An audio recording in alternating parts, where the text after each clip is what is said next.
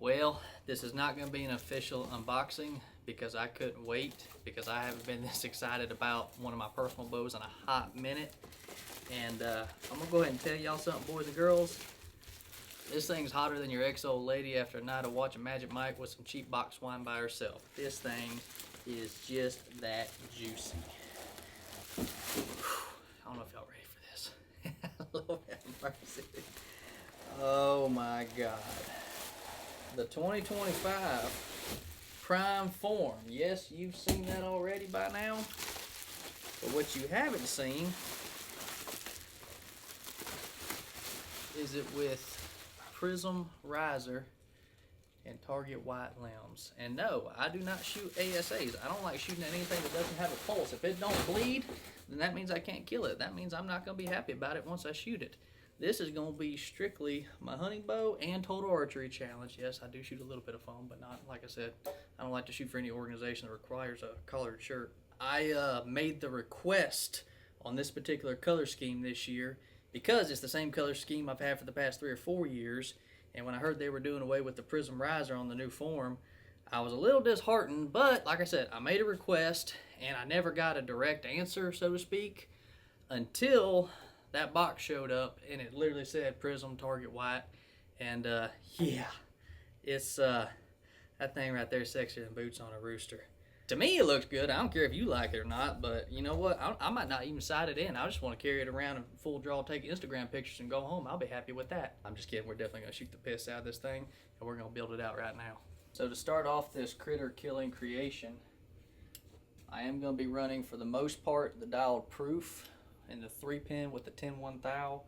Of course, got the light on here. Hunted with this side a good bit last year. And for total archery challenge, which is what I'm setting this bow for currently right now, I think this is going to be my best option personally. Everybody's got a preference. That's definitely going on there. Like I said, I'm gonna clean the deer blood off of it, but I got a Hamskea Hybrid Hunter Pro. Gonna update that cord. Let's see here. I got some Bowfinger hardware for my rear bracket and my front 10-degree down. Then I got some Conquest Smackdown 500s, sponsored by Snuff Cup. Not really, he's just a good friend of mine, makes a good product, good story. I like him a lot. Shout out to Matt. This is a 70-pounder, and I'm going to tune it to these 300 Spine X impacts with a 90-grain glue-in tip. This arrow comes in just shy of 360 grains. I do have a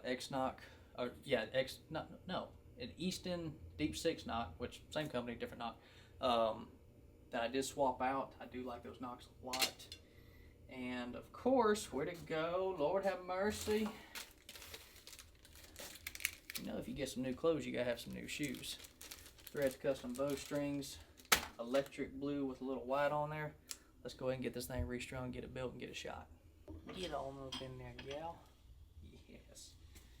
Oh, Lord. I bet this thing even looks good without strings. Nothing wrong with stock strings whatsoever. I'm just a little extra when it comes to this kind of stuff.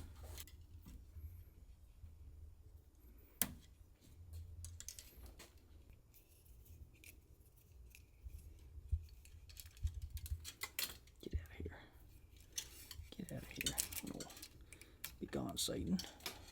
These strings have been sitting around for a while, patiently waiting. It's like when you got some good oil in the shop, but the engine hasn't got there yet. Oh, gonna have to put some twist in that. Time to let her eat. Let's see here, where does this go?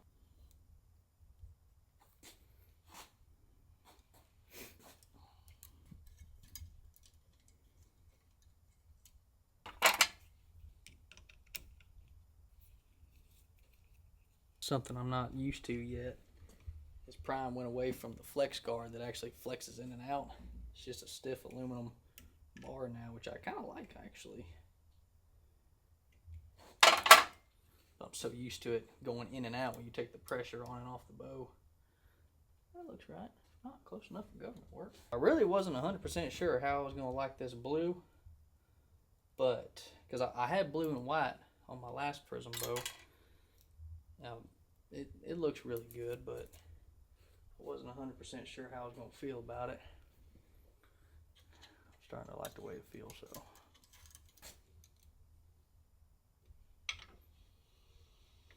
I'm back, boss. my cameraman's taking his job very seriously, and I love it. You mean to take it out real slow? Yeah.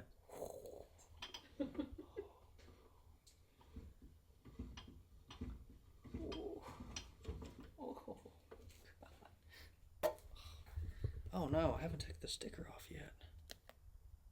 Kind of want to leave it on. It's my little flag. This could be my wind checker. Quit playing with it like that. It's weird. They did a good job with that sticker. There's no like residue or anything. I was expecting to take some acetone to it. A little ton of ass. Saying we got to replace this old rinkety cord on the Wamsky.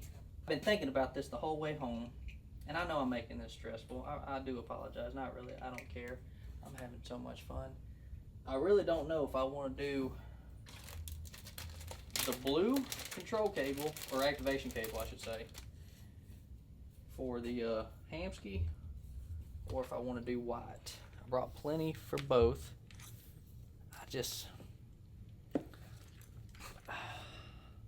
I think that's too much blue. I think we need to throw some Caucasian in there. Let's do that. Blue lives matter, but you know, so do Caucasian lives. We're gonna do that. That sucker actually looks pretty good. I really wasn't sure how. I almost ordered some different color strings to give myself some options, but I'm glad I did.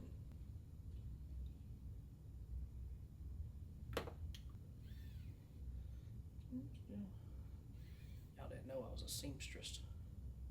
Is that the right word? Seamstress? Is that right? Brittany, help me out. Is that right? Mm-hmm. It is? How am I doing? Fantastic. Am I? God, love a woman that lies to me.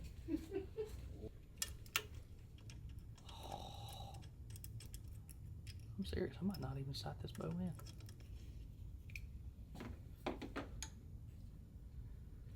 Oh, and I don't know that I got a level here. Son of a biscuit eater. This bow build is sponsored by Stanley, whoever that is. This isn't exactly ideal. No, I know it's not correct for all you basement bow shoppers out there. I apologize. I didn't bring all the tools home, but you know what? If we wanted perfection, we probably wouldn't be in the bow industry, for being honest. Oh, hell's bells, that's actually pretty damn close. Huh. My eyeballs must be straight. Oh, get on it. Get back, get back, get back, get back. Yeah, thank you. Surprised those tubes didn't rattle loose. Oh, it's just too easy. You know what? Actually, that was the right hole. God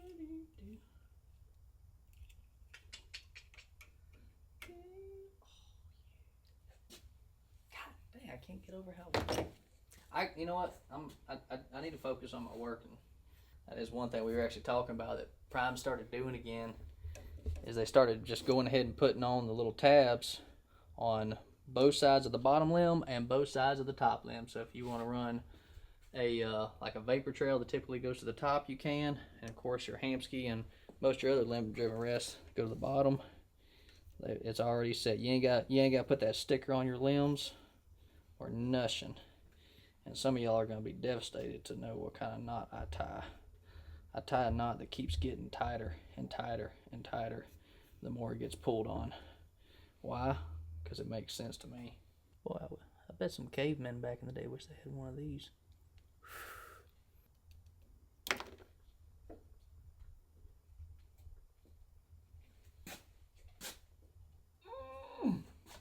That's all my little arms will allow me to do right there.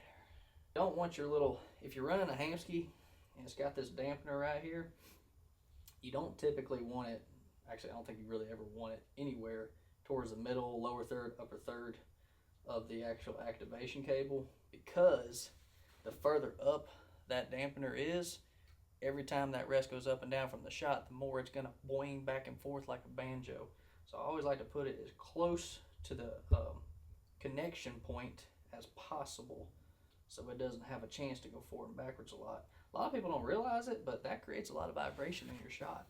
I've actually, when this little device first came out, a lot of us didn't realize that, even though it was kind of common sense. But we couldn't figure out why bows that we had shot for a long time that were, didn't have much vibration, all of a sudden felt like a Chinese gong. And it was because we didn't have the dampener in the right spot, because we didn't read the directions, because we're men. We don't do that. Alright, so that's going to stay right there. That's going to be gorgeous. And I'm not going to center it all the way down yet, because I still need to put a D-loop on. I also don't need to put that on backwards. Alright. So that's Gucci. You know, I wonder, so with this rest, this is just a shot in the dark and it don't matter one way or the other, but with this rest coming off my RVX from last year, I'm wondering if there is in general a thickness difference in the riser. Because if this thing's gonna be relatively close, we shouldn't have to tune much. Well, hell's bells, I am shooting a different arrow. I don't know, we'll figure it out. It looks like I'm about to lay some drywall. Center shot, yeah, it's a little left, but make it work. All right, serving, knocking point. Very important. Blue. Oh yeah, blue, because that's the only serving I brought other than black, so better give yourself options, Scotty. So for a knocking point, the way I like to tie them, it's called stacking knots. And it's literally just a overhand knot on one side, then go to the other side, and then back and forth all the way down to however big you want the knot, and then go back up in between the knots you've already created. And then when you get to the end, you're just gonna take do a double overhand or square knot, whatever you want to call it. Let your arrow fall out automatically because you didn't knock it all the way, which is fine because you already got your knocking point, which is serving its purpose. Then take your leader and let it mushroom down to create some anchors so the knot doesn't pull through.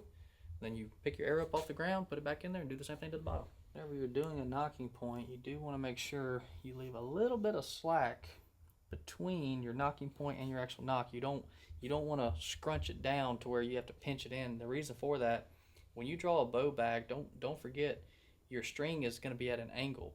So you want to leave some space so that you're not getting knock pinched, because that's going to obviously affect the flight, your paper tune, and you're going to hate archery. So make sure you leave a little bit of space. Let me get this tied up here, and I'll show you kind of what I'm talking about.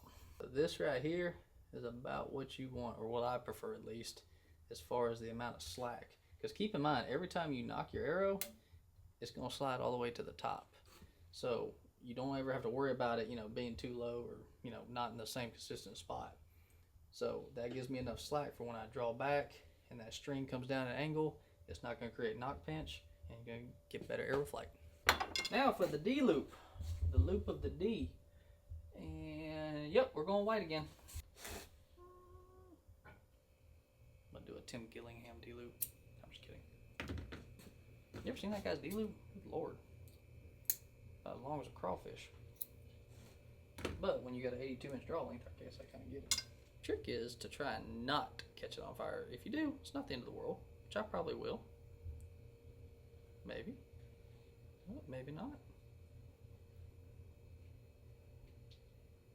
Oh yeah. Oh yeah. Let that dry and then we'll start our D loop. Secret to a D loop whenever you're wrapping around knocking points is not to start it right on top or right next to the knocking points. So when you go to crimp it down, it'll actually go over the knocking points, and then you're going to have some serious rotation. It's going to cause some friction, and it's just not going to be bueno. So I always like to start kind of far off, because with these Easton D-loop pliers, you can kind of crimp them down and slide them a little bit before you really get on them with the old yee and cinch them down. What am I looking for? Razor blade. And I always like to take my index finger and hold it on the other side, whichever side of the D-loop I'm pushing against to flare it out, so that way it doesn't push through the knot. I don't lose my tightness. And then I gotta lay this thing down over here. Get this back girl laid down to where the flame goes up and not on the actual D-loop. And don't breathe too hard. Let it ball up. Let that dry, and then we'll squeeze her down. Alright, we're gonna go ahead and give it a little squeeze. And we got a big gap here, which means we're probably gonna have a big gap on this side, and we do. We'll take our pliers, close up that gap. Give it a little bit more love. Close that gap up again on both sides. Try not to pinch the snot out of your fingers. Alright, we're good there. Knocking point, D-loop. Now we're going to check the timing and then put a sight on. Actually, I'll take that back. Go and throw the sight on. Then we'll check the timing. Go ahead and put on the hardware for the stabilizers. And then set peep height. And then we'll paper. Actually, no, I'm going to paper tune. Then set peep height probably. So, spoiler alert. There's supposed to be another dial sight coming. Supposedly. I have it on good authority. Words are hard. So is putting a sight on if you don't loosen up the Allen key enough. But this one will certainly do the trick for right now because I'm not waiting any longer than I have to get out there and get some reps with this bad girl. I mean, the black don't look bad, but the white would look better. 10-degree offset. Why a 10-degree offset? I don't know. I kind of like the way it feels, honestly. If you shoot a straight bar long enough and then also go to a 10-degree, you can tell it actually points the weight down a little bit more in your hand. I didn't think I'd be able to notice it when I first started shooting a 10-degree, but I can tell. Back bar.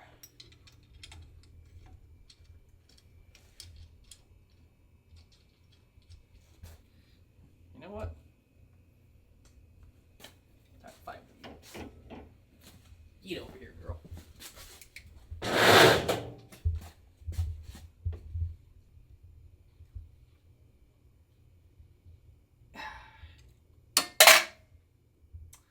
Way to fix the problem. Just get the problem out of the way. That might look good on a t-shirt. To fix the problem, get the problem out of the way. I guess that's I don't know if that makes sense or not. Alright, we're about to tighten down the hamski. These long scissors make me nervous. I'm afraid I'm going to reach and cut the wrong string. That'd be devastating. Take two. I'm going to go ahead and throw in the, if I can get this rope to cooperate, throw in this last chance draw board. Loosen it up. Check the timing. I always tell people, timing on a bow is like the alignment on a vehicle. If it's off, you're probably going to know it. Unless you don't drive much. Then it doesn't make a difference. Touching on the bottom. Just a tick out on the top. I mean, dang, that is so close. Well, there goes my knees. Yeah, half a twist will be good. Abracadabra.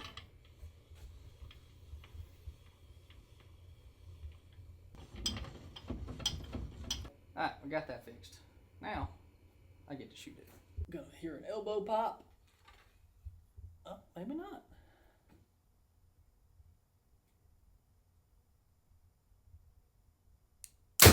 Oh, I flinched like a mother.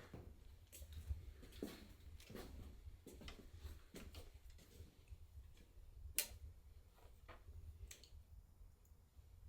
if I can pretend like I've done this before. Oh, there she blows.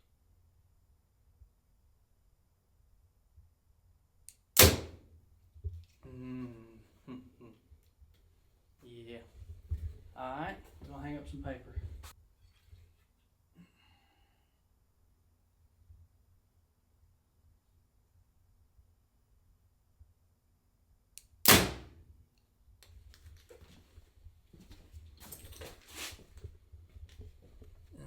Kind of hard to tell there. Maybe a slight right.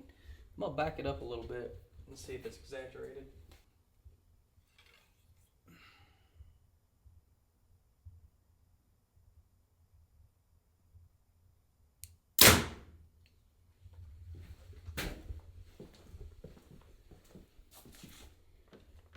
Yeah, it looks like just a slight, maybe low right. Make that. Yeah, that thing's actually. Oh, okay. Oh, ow, that hurt.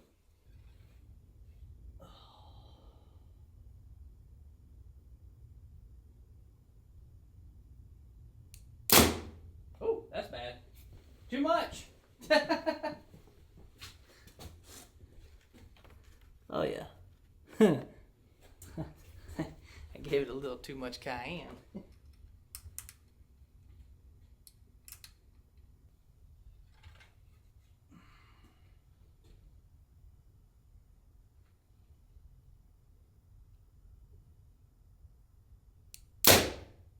Ooh, I like that. Looks like a BB. I don't know if you can get much better than that, boys and gals. That is phenomenal. Okay, well, that's done. I am going to be shooting a 3/32, which is abnormally small for most. But when you like shooting long ways, a smaller peep really, really helps.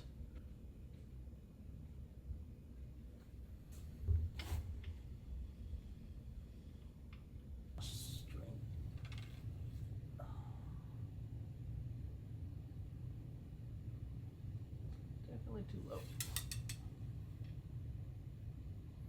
Fun fact, the higher your peep is, the more distance you get out of your shot. Tip of the week.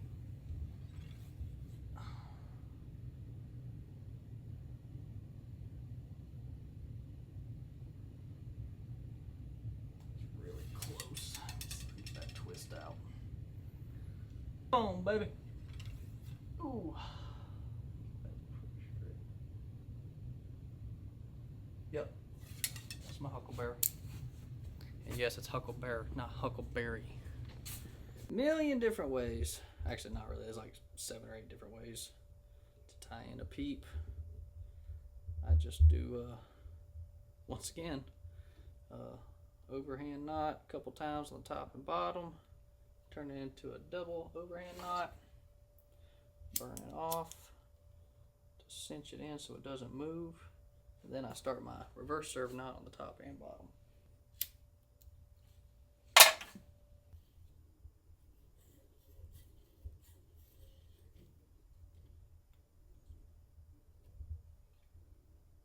Two, 3, 4, 5. This knot does not come undone if done properly, unless you wanted to. And the nice thing about it is, if you take your razor blade and a little hook and get up underneath one strand of this serving, the whole thing will come off. So it's easy to take off if you do need to, but you have to want to take it off in order for it to come undone.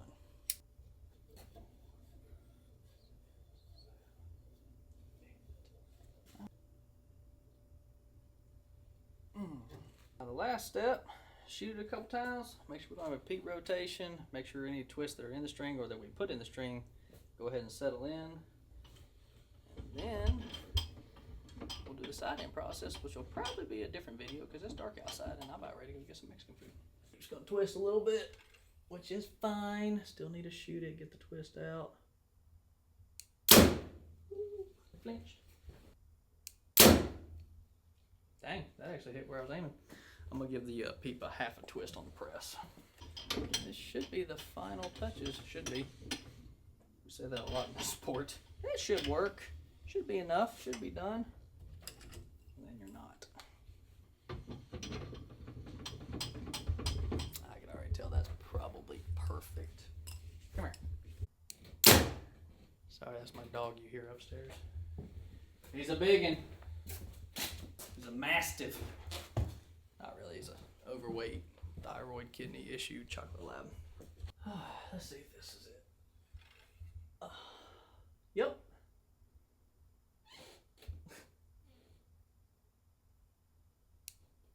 And that right there, boys and girls, is a wrap. I am so excited about this bow. Oh, so many things are gonna die. It's gonna be biblical. Alright, you already get margaritas?